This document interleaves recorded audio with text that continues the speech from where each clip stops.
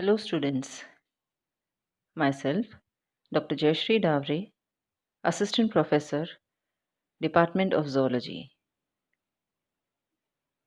Nervous system part 1 में हमने neurons, types of neurons and the propagation of nerve impulse पढ़ लिया था और आज हम इसी टॉपिक को आगे कंटिन्यू करेंगे और पढ़ेंगे the synapse and the synaptic transmission.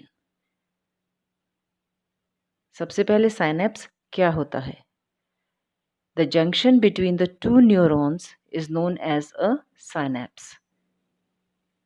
Actually, synapse एक गैप होता है जो एक नर्व फाइबर के एंड और अगले नर्व फाइबर के बिगनिंग के बीच होता है, जिसे हम साइनेप्टिक क्लेफ्ट कहते हैं। Classification of a synapse. Synapse 3 प्रकार के होते हैं। पहला, एक्सोसोमैटिक साइनैप्स। इस प्रकार के साइनैप्स में pre synaptic neuron post synaptic neuron की सेल बॉडी में एंड होता है। इस प्रकार के साइनैप्स बास्केट सेल्स और पुर्किंजे फाइबर्स के बीच सेरिबेलम में पाए जाते हैं। सेकेंड टाइप का साइनैप्स है axodendritic synapse. Pre synaptic neuron के एक्सॉन का सिरा यदि पोस्ट साइनेप्टिक न्यूरॉन के डेंड्राइट में एंड होता है तो उसे एक्सोडेंड्राइटिक साइनैप्स कहते हैं। Third, axonic synapse. यदि प्री साइनेप्टिक न्यूरॉन का सिरा पोस्ट साइनेप्टिक न्यूरॉन के सिरों से जुड़े तो उस साइनैप्स को एक्सोनिक साइनैप्स कहते हैं। यहाँ डायग्राम में हम क्लियरली देख सकते हैं किस तरह के अटैचमेंट्स और किस तरह के साइनैप्स हम उनका नाम देते हैं। Structure of a synapse.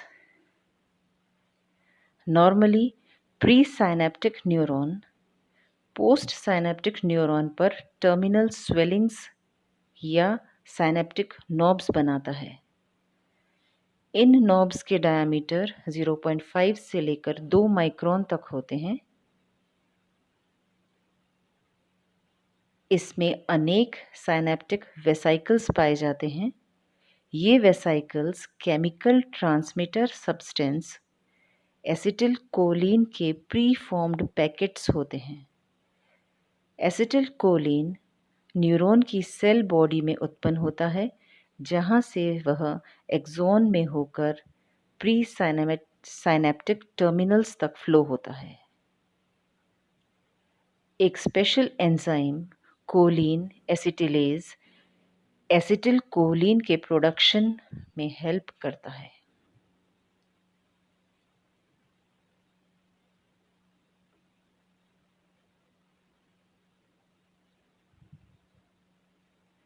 Synapse के बाद अब हम पढ़ेंगे साइनेप्टिक ट्रांसमिशन।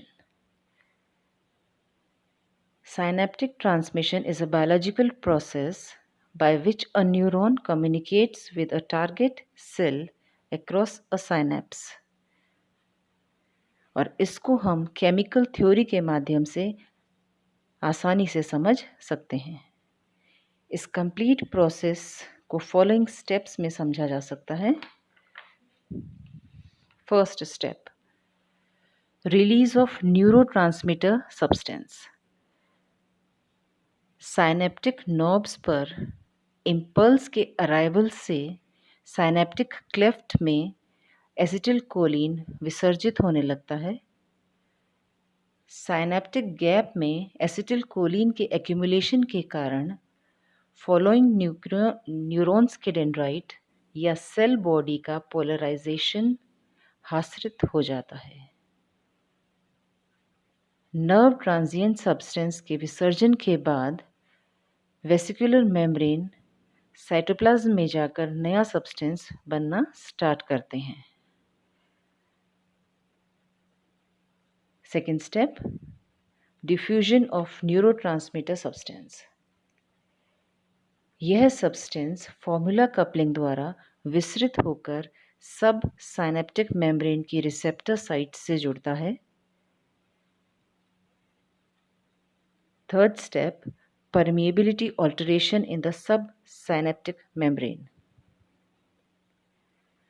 डीपोलराइजेशन सफिशिएंट होने पर नेक्स्ट न्यूरॉन को थ्रेशोल्ड वैल्यू प्राप्त होती है और उसके बाद नर्व इम्पल्स उत्पन्न होता है।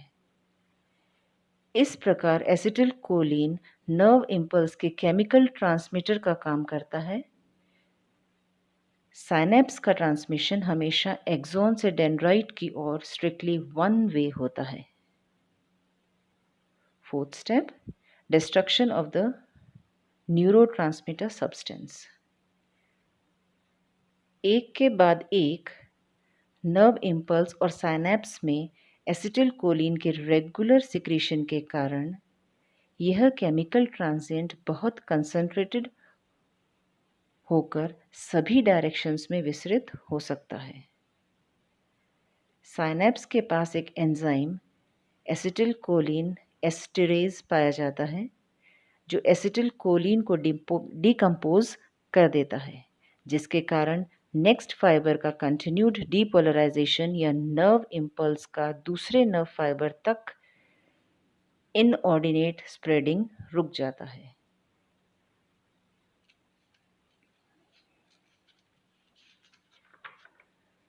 Neuromuscular transmission. Nerve muscle synapse वह साइट है जहां पर एक नर्व इम्पल्स किसी मसल के कॉन्ट्रैक्शन को एक्टिवेट करता है। इम्पल्स कन्वे करने वाली फाइन फिलामेंट्स के रूप में मोटर नर्व्स पैड्स में एंड होती हैं जो मोटर एंड प्लेट्स कहलाती हैं। न्यूरोमस्कुलर जंक्शन का रूप न्यूरल साइनेप्स के समान होता है, परंतु अनेक वर्टिब्रेट्स में उनका साइनेप्टिकल क्लेफ्ट फोल्डेड होता है।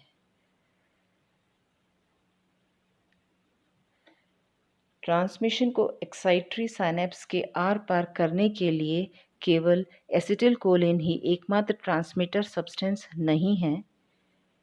मैमेलियन स्मूथ मसल्स के न्यूरोमस्कुलर जंक्शंस और सर्टेन सेंट्रल साइनेप्स में नॉरएड्रेनालिन ट्रांसमीटर का काम करता है। इसके अलावा 5 हाइड्रोक्सी ट्रिप्टअमीन, सीरोटोनिन, गाबा यानी कि gamma amino butyric acid physiological importance के अन्य न्यूरोट्रांसमीटर्स हैं।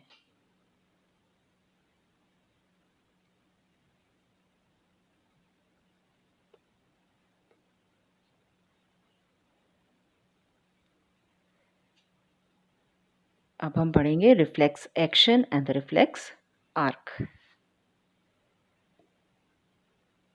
Responses which occur outside our awareness and are immediate and rapid are called reflexes. किसी स्टिमुलेशन या एक्सटर्नल एनवायरनमेंट में सडन चेंज के प्रति इनबॉर्न या बिना सोचे समझे होने वाला रिस्पॉन्स को हम रिफ्लेक्स एक्शन कहते हैं। या reflex action can be defined as an automatic motor response to a sensory stimulus without the brain being immediately involved. Reflexes are usually classified in two broad subdivisions. First, simple and unconditioned reflex. Second, the conditioned reflex. पहले हम पढ़ेंगे simple reflex. ये inherited और inborn होते हैं। Most reflex actions protective होते हैं। For example, जब हम कभी स्लिप कर जाते हैं तो अपने आप ही तुरंत हमारी बॉडी उसको इमिजिएटली बैलेंस कर देती है। या फिर जब हमारा हाथ जल जाता है या कुछ हमारे हाथ में चुभ जाता है तो हमारा हाथ स्वतः ही खुद ब खुद उस जगह से पीछे हट जाता है विदिन अ सेकेंड। एक और एग्जाम्पल अगर हम लेते हैं तो जब हमारी आँख में कुछ गिर जाता है या आँख से कुछ टकराता है तो हमारी आईलिड तुरंत ही उसको बंद कर देती है। ये आँख का बंद होना किसकी वजह से होता है? It is due to the corneal reflex.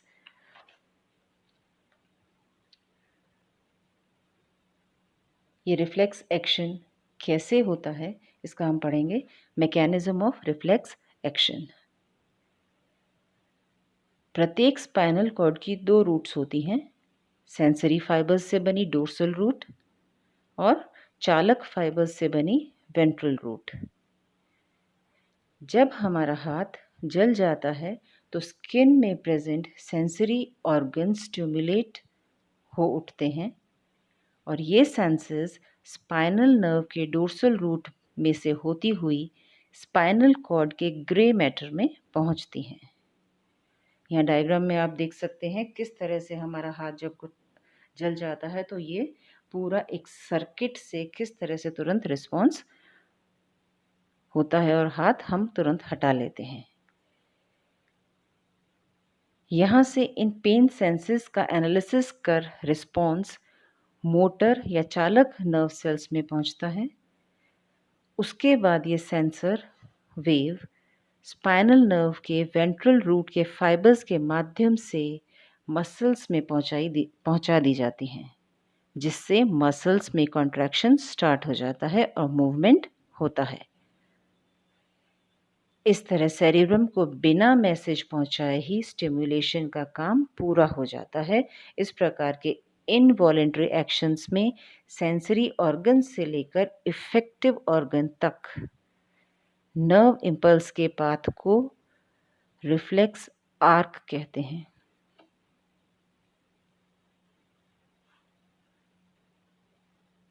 इस रिफ्लेक्स आर्क में फॉलोइंग कंपोनेंट्स होते हैं जो इम्पल्स के मूवमेंट में भाग लेते हैं। फर्स्ट है रिसेप्टर्स। ये स्किन, मसल्स और अदर ऑर्गन्स में प्रेजेंट रहते हैं। रिसेप्टर्स डिफरेंट टाइप के स्टिमुलेशंस को रिसीव करते हैं। Sensory path. रिसेप्टर्स द्वारा स्टिमुलेशंस को रिसीव करने के बाद इन स्टिमुलेशंस का ट्रांसमिशन सेंसरी न्यूरॉन्स में होता है। ये सेंसरी न्यूरॉन्स सेंसरी पाथ बनाते हैं। Third, nerve centres. ब्रेन और स्पाइनल कॉर्ड नर्व सेंटर्स का काम करते हैं। ये सेंसरी पाथ से आए हुए मैसेज को रिसीव कर उचित आदेश देने का काम करते हैं। Motor path. नर्व सेंटर्स द्वारा ऑर्डर का ट्रांसमिशन मोटर न्यूरॉन द्वारा होता है। मोटर न्यूरॉन मोटर पाथ बनाते हैं। इफेक्टर्स। मोटर पाथ से होते हुए ऑर्डर इफेक्टर्स में पहुंचता है, जहां पर सेंट्रल नर्वस सिस्टम से रिसीव्ड ऑर्डर्स के अनुसार प्रॉपर रिस्पॉन्स होता है। मसल्स कॉन्ट्रैक्ट होती हैं और ये नर्व सेंटर से प्राप्त ऑर्डर्स के अकॉर्डिंग काम करती हैं। Reflex centres. The term reflex centers refers to a group of neurons in a spinal cord or brain that controls the activity of a particular group of effectors. For example, medulla oblongata में heart beat, respiratory rate, secretion, metabolism इत्यादि vital reflex activities के centres पाए जाते हैं। Medulla oblongata में पाए जाने वाले centres sneezing, coughing, swallowing, vomiting आदि रिएक्शंस को कंट्रोल करते हैं। रेस्पिरेटरी सेंटर से रिलेटेड मसल्स जैसे intercostal muscles, diaphragm of the muscles के कॉन्ट्रैक्शन के लिए स्टिमुलेशन प्रदान करते हैं।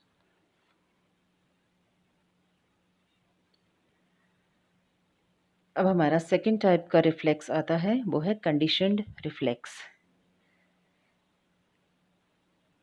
ये रिफ्लेक्सेस इनबॉर्न नहीं होते और हमारे पास्ट एक्सपीरियंस, ट्रेनिंग व लर्निंग से एक्वायर किए जाते हैं।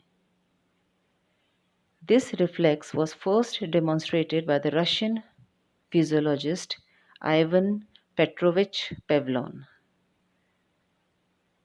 पेवलोन ने एक भूखे कुत्ते को खाना दिया तो उसके मुंह से टेस्ट बड्स द्वारा स्टिमुलेट होकर लार टपकने लगी, जो कि एक नॉर्मल एक्शन है। उसके बाद उन्होंने घंटी बजाकर डॉगी को खाना देना शुरू किया। बाद में केवल घंटी की आवाज़ मात्र से ही कुत्ते के मुंह से लार का सिक्रीशन होने लगता था, यहाँ खाने को बिना देखे या सूंघे। This is called conditioned reflex और इस बिहेवियर को हम कहते हैं लर्नड बिहेवियर। स्टार्टिंग में तो यह सेरिब्रम के कंट्रोल में होता है, परंतु बाद में वेल डेवलप्ड हो जाने पर यह आदतन होने लगता है। For example dancing, cycling, swimming इत्यादि एक्टिविटीज़ इसी बिहेवियर के अंतर्गत आती हैं। Thank you students.